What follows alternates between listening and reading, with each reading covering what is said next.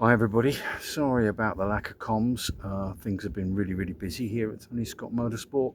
It's the run up to the track day season, to the racing season, and on top of that I've been developing new products to come out for this year, and it's a really busy time, so apologies for not getting back to you guys a little bit earlier, but I wanted to give you some updates on what's going on. So last video we looked at how we could fit a 675 swing arm into a 765 chassis, something I call CMG, chassis migration geometry, or you can call it chassis migration technology if you want, doesn't really matter. It's a made up word and I know that because I made it up. I've designed a unit which essentially goes on to the back of the 765 chassis and allows us to change the geometry position of the linkage. Now, why is that important? So let's run through it. A 765 RS as a sports touring road bike is perfect for its job. Well designed, well built.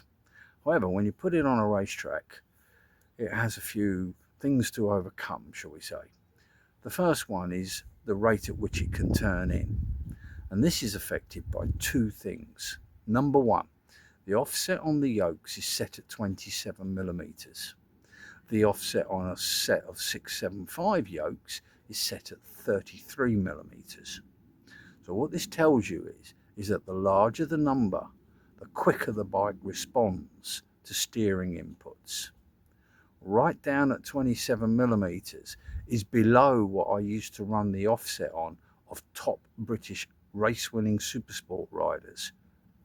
That time we were on about 28 millimeters for stability of the bike, but those guys were pushing really hard, so they wanted that stability. For your average track day guy, it's too much stability, way too much, just makes the bike hard work to get into the corners. So the first thing I recommend on that machine is getting rid of the yokes and bringing your offset down to a better number.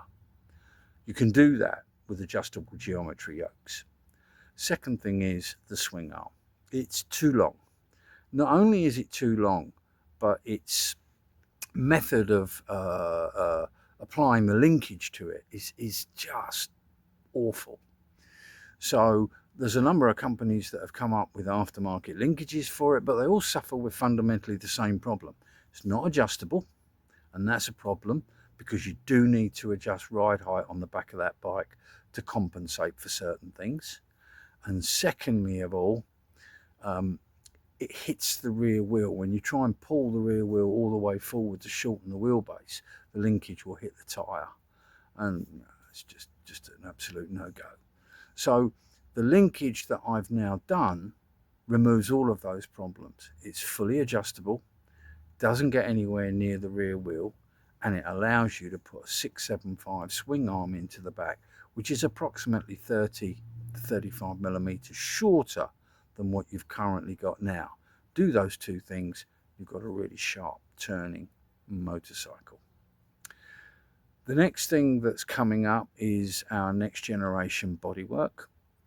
I've shown you some pictures of what's going on with that, but here's a couple more just to remind you of what the actual bodywork looks like.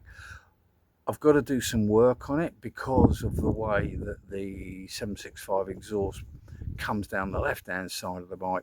That bodywork wasn't designed for that, it was designed for the right hand side, so I've got to make some changes to that and a few little changes to the upper section to accommodate for the different shape of the 675 chassis, but otherwise it's kind of making real good progression, so I'm happy with that.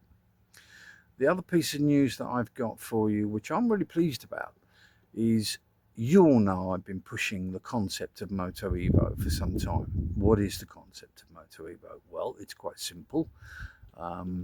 It is full geometry on a production chassis for the purposes of racing. And I note that this year Triumph have gone out and made a big impact at the first round, and it might be interesting to note that the World Supersport grid has shifted to full geometry bikes for the Supersport class.